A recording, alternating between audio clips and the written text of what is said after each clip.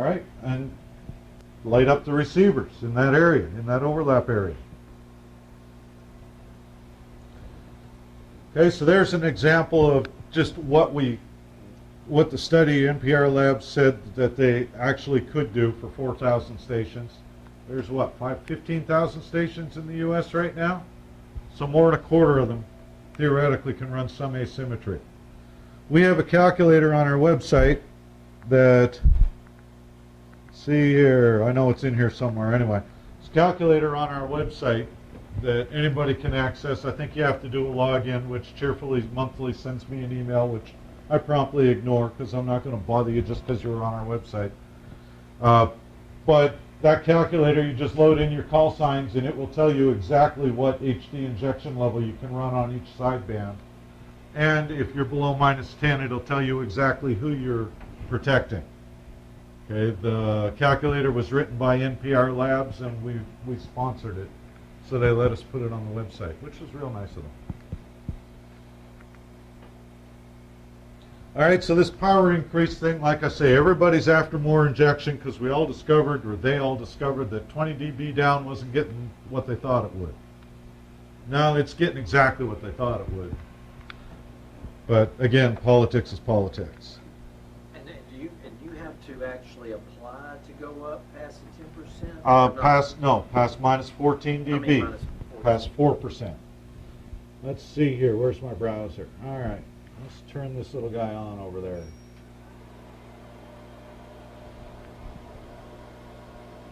And turn the averaging on. There we go.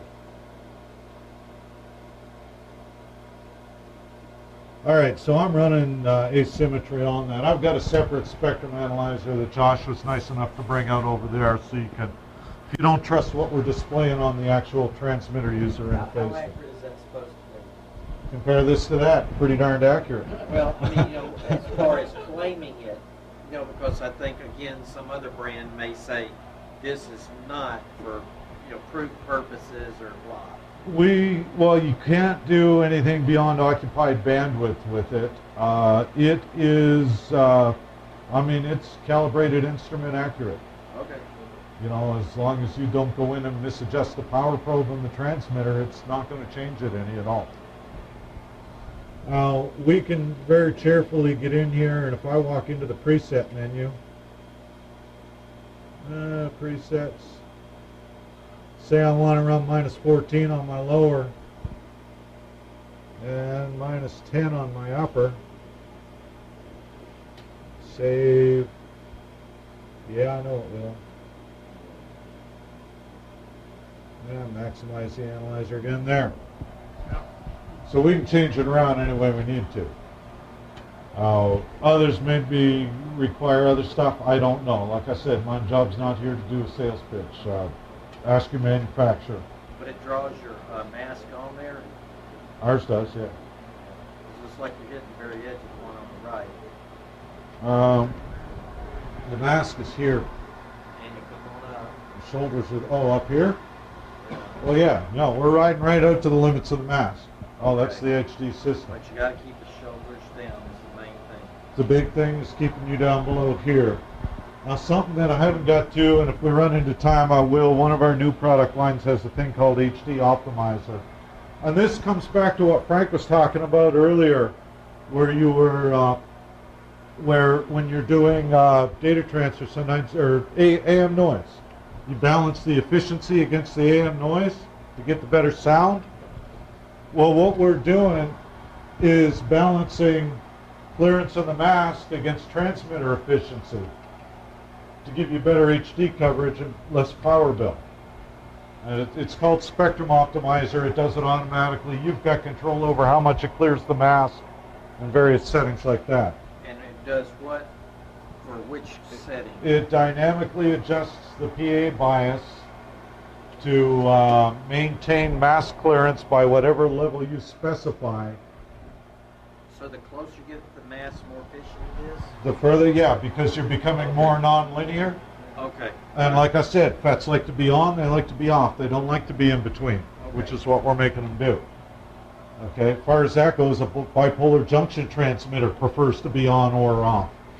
and tends to be less efficient in between. Class A amplifier compared to Class D, right? So yeah, we can make that trade-off dynamically. You just control the parameters that it does it in. Okay, like I say, it's similar to Frank tuning to get better AM noise for better sound quality on the edge, on the fringes, at the expense of efficiency. The only difference is we built a Frank into every transmitter, which is good because I don't think he's up to being replicated just yet. All right, let me get back to this thing. Actually, let me turn that thing off. Have I mentioned how much I love this IP-based technology yet? Well, see, as a field service guy, I mean, just the ability to be able to sit back, take a call from somebody, get their IP address, and go into my transmitter, or into their transmitter. Well, now it's always my transmitter. Y'all just pay a whole boatload of money for the right to use it forever. I've never sold a transmitter that wasn't still my transmitter. Anyway, the ability to be able to go into the transmitter and look at everything right down to the individual amplifier transistor currents from wherever in the world I happen to be is huge. Because if you're having a problem, we can go in there and tell you exactly what's wrong with it almost immediately. Not every time, because transmitters are very creative when it comes to finding new ways to fail. All right, now there is a system in place to quote-unquote remedy interference complaints. I use the quotation marks because people have used this with mixed results. I can say that I don't know of any ongoing interference situations in my territory. Okay, I cover from North Dakota to Michigan to Alabama to Louisiana.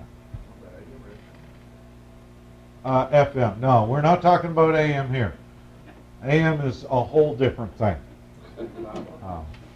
AM is designed to step on the neighbors.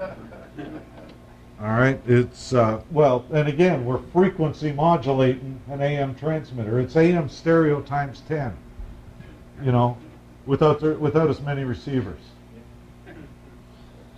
All right, so there are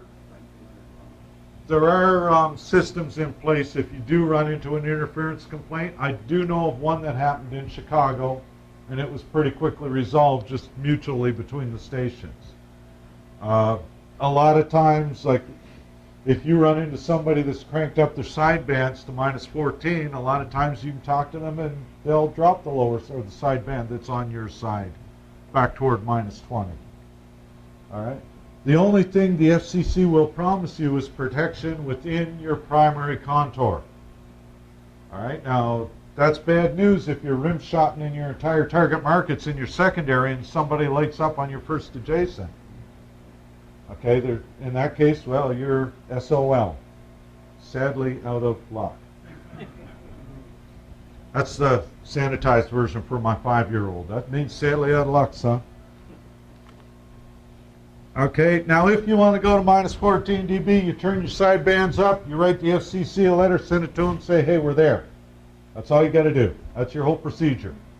If you want to go above -14, you do have to file an informal request and show that you're not going to step on anybody. Okay, like I said, we have a calculator on our website. I will also tell you that that calculator is not a confirmed consultant-approved study. You need to get a formal study done on your filing. All right, now most of the consultants I know are charging between $100 and $200 to do the study and between $3 and $5 to do the filing. It's not real expensive, but it needs to be done. You can't just go to the Nautel website, run the calculator, print that off, file it in, say we're turning it up to -10. Not a good idea. You have to remeasure your mass to keep it on the file, too. Yes. Yeah, you do. I mean, it requires basically a partial proof. What's this other line down here? No. Note, superpower FMs, if you're running a Super B, a grandfathered Super B, it's experimental license to go anywhere above -20. And that situation was for educational in Ohio that was 500 watts at 1,000 feet or something. Yeah, yeah, there's like 16 stations in the US that this applies to. They started operating at 1% and they tore up stations all over Ohio. With Yep. that 1%. And also the educational band doesn't have two-channel protection, or three-channel protection like our commercial band.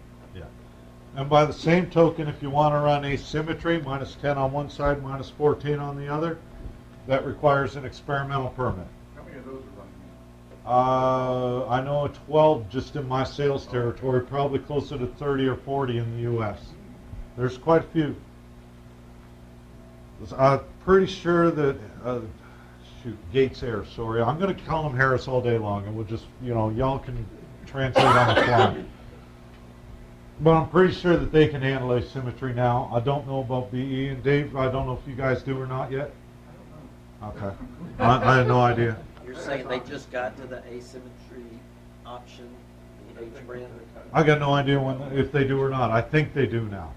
Damn, I mean, Well- way back they didn't. Definitely. Well, nobody did way back. I mean, we've only been doing it for a year or two. About 2 years. So remember that this whole system is continually changing. All right, now we are on generation 4 of the exporters and importers in the 10 years that we've been building them. And we still support generation 1. We'll still do software updates for it, but it's computer based. This stuff changes fast. You try to find the same motherboard manufacturer now that you were using 10 years ago. All right, it's kind of, it's a little bit of a paradigm shift for somebody that's used to building transmitters that are supposed to last 30 or 40 years. It's kind of unique, but it is something to keep in mind that this does continually change. You want to be sure that when you're talking about building this or changing this, that you don't get pigeonholed. A lot of folks put up minus 20 dB stations which don't have any headroom at all to go higher. And they're discovering that, well, golly gee, it doesn't have the coverage. But transmitter capabilities maxed, or antenna systems maxed, and the only way to go higher is to replace the whole works. Kind of hard to talk the GM into writing a check for $150,000 4 years after he wrote a check for $125,000 for the same gear. It's funny about that. So do try as much as you can when you're embarking on any project involving HD to do the due diligence. It's almost like reading the crystal ball. Talk to the manufacturers involved and get an idea what's changing. Most of us will be straight up with you. If we got a new design coming up next week that'll let you do what requires a 40 kilowatt now with a 30 kilowatt, we'll tell you. I will anyway. I tell people I've got kids ranging from 5 to 24 years old. I'll be feeding teenagers for another 14 years. Whether I sell it to you this week or next year doesn't matter to me. I tried to write it into. Frank, don't tell Chuck I said that. I know nothing. I see nothing. I should mention that Frank was talking about the MPX over AES before. And I think that concept originally hatched over some massive plates of lasagna and one or too many bottles of wine in Madison, Wisconsin about 2.5 years ago. But, so how much injection is enough? Well, let's say too much is never enough. It goes to 11, let's go there. Like I said, for a lot of applications, minus 14 on both sides will probably be plenty. Now, if you're in an area that's multipath prone, if you're in an area with a lot of terrain shielding, things like that, going higher may be better. All right, but you can go up to minus 14. All you got to do is write a letter to the FCC telling you did it. So if you want to test it up there and then drive your coverage for a week, and if it don't work, turn it back down and then do the study to see if you can go higher. Okay, run the calculator on our website. I don't care whose transmitter you have. Calculator's free. It's there. Use it. Maybe you're hemmed in on both sides and can't go above minus 14 anyway. I got one guy discovered that the guy that was restricting him from going to -10 on one sideband, it was actually a construction permit. He waited till it expired. They forgot to build it. They tried to file to extend it 2 weeks after it expired. And you all know how the FCC views that. So once that call sign got deleted, he put in the application to go to -10 on that sideband. All right, but you do the research. It doesn't take long. The tools are out there. All right, not talking about power boosts. Anybody know what this is? I mean, other than a real pretty picture with red and green and purple, blue and other stuff. That is a bit error rate display. It's a scatter graph. I forget what they call it. It's basically a spectrum analyzer display. What you're looking at are all of the digital carriers in all 4 vectors of your FM signal. Okay? What we're dealing with primarily is the mean error rate, bit error rate averaged. The farther out these are spread, okay, the worse your signal is. The more you're going to be seeing frame rate loss, packet loss, things like that. Okay? This is a really quick, at-a-glance view of what kind of crap your signal is seeing between the exporter and the transmitter. All right? It lets you know if your data path is all right. Maybe you've got an STL with a little bit of interference. You'll tend to see these spread out more. All of them. Okay, so just it's something, it's provided on our, I think it's provided on the transmitter. Now I got to go look. I don't want to turn myself into a liar just yet. Let's see here. Yeah, yeah. Let's close that, and open this, and signal constellation. That's what I'm looking for. Turn transmitter on.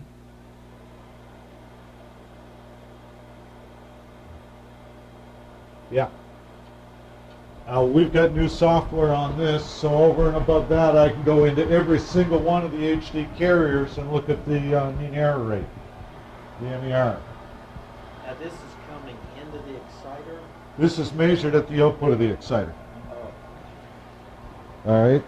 I know that the fax series, I'm not sure, they have some kind of user interface. I don't know anything about it, but I know that they do MER graphing as well in one way, shape, or form. All right?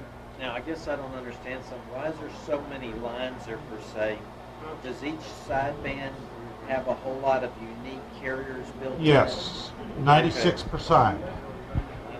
For a grand total of 2,048 carriers in MP1 mode.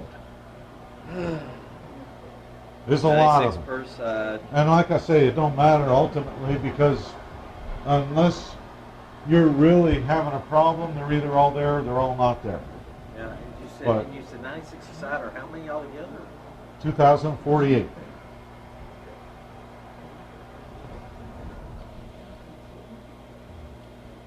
All right. The only reason I bring that up is just one of the tools that you can get to help you out. And I say I know that in addition to us, that the Flexiva series has something similar. I don't know what they call theirs, and it ultimately doesn't matter, but there is something. The reason I bring it up, because anybody here work on DTV? You know what happens when your signal noise goes up on DTV? Your coverage goes to shit. Excuse my French. Frank's not the only one with a potty mouth today. MER is the same way. Okay? As your MER starts to decrease, you see a significant reduction in your coverage area. Okay, so having that data is useful. Okay, MER is going to be the new AM noise for FM transmitters as we get more and more into HD radio. Does that mean error rate? Mean error rate, yep.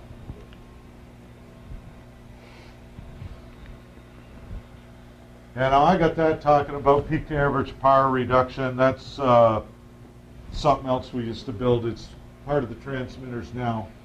That's just something we do to improve MER. I know Harris does a PA/PR algorithm. Ubiquity has a standard one that even if you don't have your own, there's something built in to try and improve, keep the MER as good as possible.